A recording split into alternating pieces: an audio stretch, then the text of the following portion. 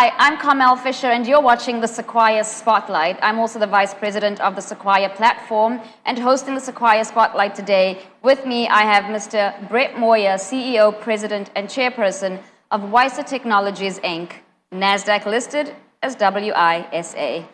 So there was a recent name change from Summit Wireless Technologies to WISA Technologies, Inc. And so, Brett, welcome. I'm going to have you give us a brief overview of WISA Technologies and also tell us why the name change. Hey, welcome and thank you. Appreciate the opportunity to be here. So yeah, WISA changed its name because there's an enormous amount of activity going on at the company right now. That's pretty exciting. So our core business is turning speakers into wireless speakers, so you can get that immersive sound that you hear in a movie theater, that immersive sound when you're at a football stadium or a rock concert, right?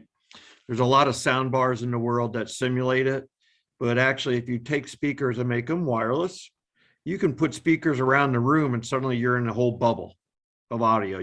And with some of the technology that Dolby's bringing out with ceiling speaker code and rear speakers in front, we're kind of the invisible wire that lets you have that whole experience of a room filled with great sound. So that's what we've been doing. And we've gotten a lot of tier one names like LG and Bang & Olufsen and Harman Kardon, and maybe another 25 or 30 other brands. But it's all been around our first generation of technology. Now, we changed our name because we also concurrently announced two new technologies that are rolling out this year, and that's why we changed our name, so that the consumer always sees WISA, whether they're looking at us as an investor, whether they're looking at us as somebody buying a TV, whether they're looking at it buying speakers, they always see WISA, WISA, WISA. So it's a great way for consumers, our customers, our investors to know who we are and where all our products are. For example, before we changed our name, we never talked about one of our cooler designs. So for those people out there that know Lovesac, right, the modular big sofas, well, they have a technology called Stealth Tech, and that's basically speakers and subwoofers built into their modules. Well, we're the wireless technology that makes that happen, right? But we could never talk about it. Very interesting. Yeah, so if you're sitting on a Lovesac and that seat starts to rumble, we're the ones that got the signal there to tell them rumble. Wonderful. Okay, it's you making the rumbling happening. That's wonderful. WISA makes the rumble happen and the audio happen. I like that. That should be considered as a new slogan. But to jump a little bit into the market and what's happening with the stock, etc., we see that WISA closed at $1.11 a share on March 14th, with a 30-day average volume of around 97,000 shares. Now, over the past month, WISA fell 5.9%, and the heaviest volume day was on February 28th, with around 146,000 shares changing hands. Year to date, WISA is lower by 20.1%. Now, on the downside, the stock should have strong support at $1. On the macro level, everyone currently experiencing some level of impact because of the geopolitical issues, Russia, Ukraine, the conflict causing volatility across the equity markets. We all know the story by now. Brett, can you tell us if at all and how you have particularly been impacted, or at least WISA, by the current market conditions? Well, the thing that impacted us is, I mean, first of all, we've had an enormous number of designs that started going into production last year. So we grew 169%, 170% year over year.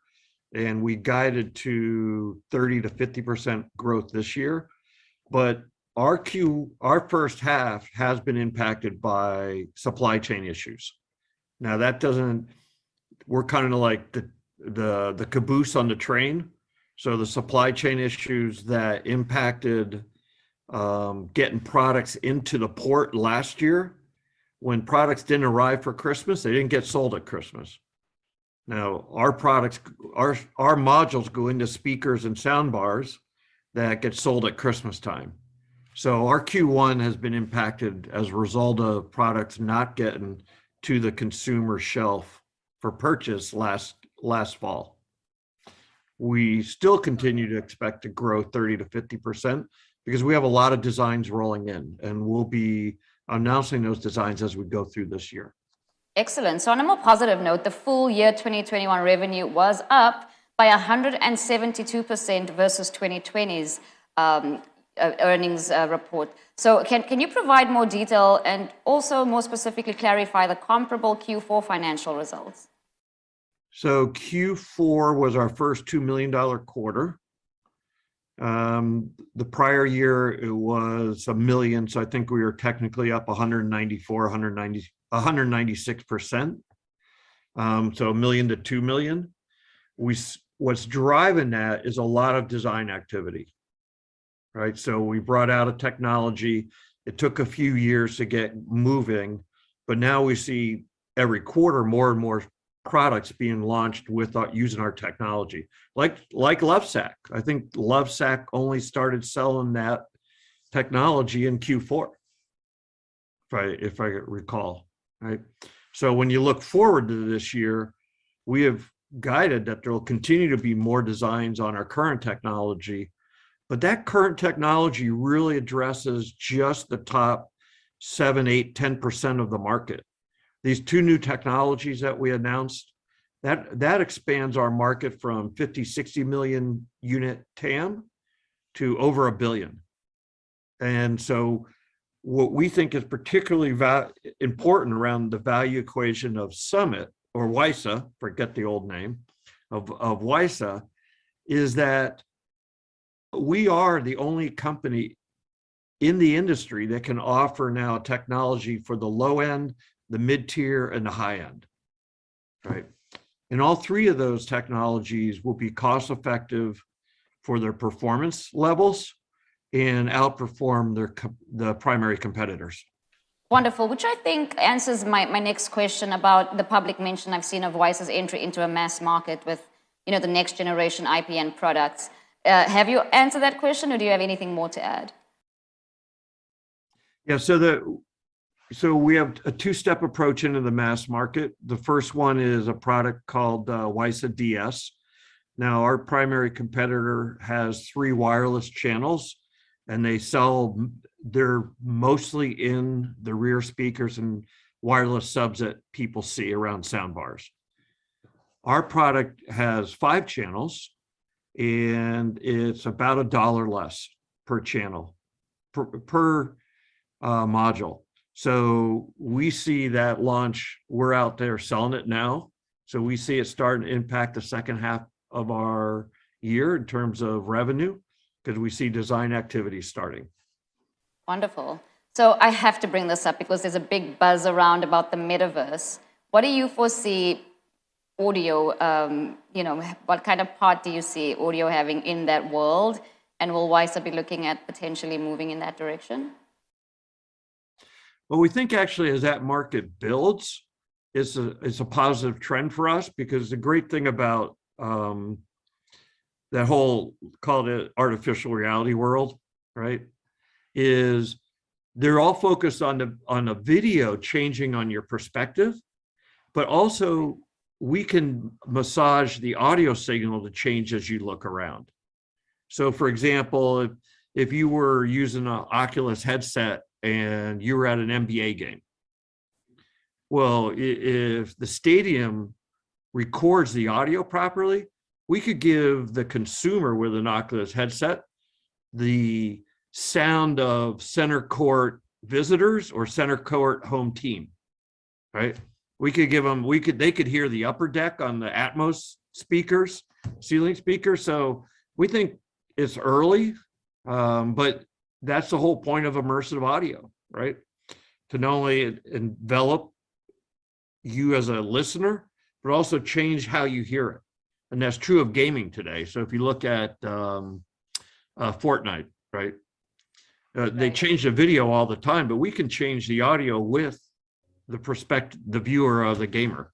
Right? Exactly, and then we'll just have to figure out how we start smelling things in that world as well. Yeah, exactly. Right? A full sensory experience. The other sense, right? There we go. So some of the most recent highlights include launching, of course, those multi-channel immersive audio module, open 7 online storefronts, and then some key certified labels from leading brand partners. Please elaborate on these and any other pertinent highlights. Well, the vision we have for the WISA logo is to be very similar to, say, HDMI, right? So that the consumer sees it. And in fact, we are a connectivity, but not a wire like HDMI. We're a wireless connectivity logo. Now, the challenge when you create a new standard like that is creating an environment for the consumer to find it easily and to reinforce it that this is a standard that they can count on. So with about 6 or 7 retailers, we actually worked with their online groups to create a WISA store online and then pull all the products that they sell into that store. So if a consumer comes to the WISA site, and last year there was roughly 2 million consumers that came to WISA, they can go and look at that store and they don't have to go through all the speakers and all the TV to figure out which ones are WISA. They can they can put WISA in the search and they'll get all the WISA products pop up in that store. Excellent. So definitely a lot of brand infiltration, or at least cementing in the minds of your consumers. To go back to a little bit about the numbers, what guidance do you have, financial guidance, of course, for 2022?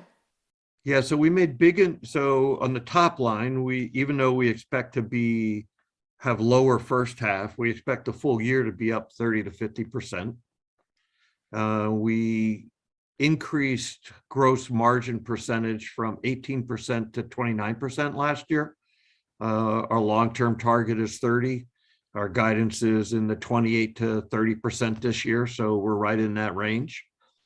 And we did guide that at year end, we ended with $13 million of cash, and that was sufficient to run in 2022. So those are the 4 main guidance points that we have. Excellent. What would you say has been the greatest accomplishment this past year? And of course, what are we looking forward to in the next quarter?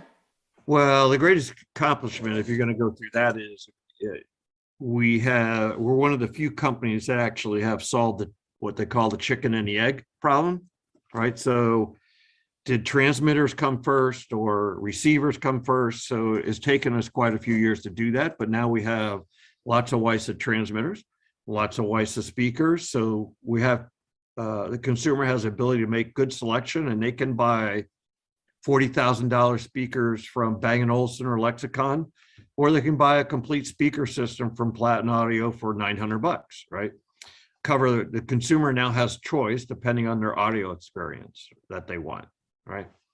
So now coming up, without disclosing stuff we shouldn't, I think the investors continue to look at some great products rolling out for consumers to buy that use WISA's technology.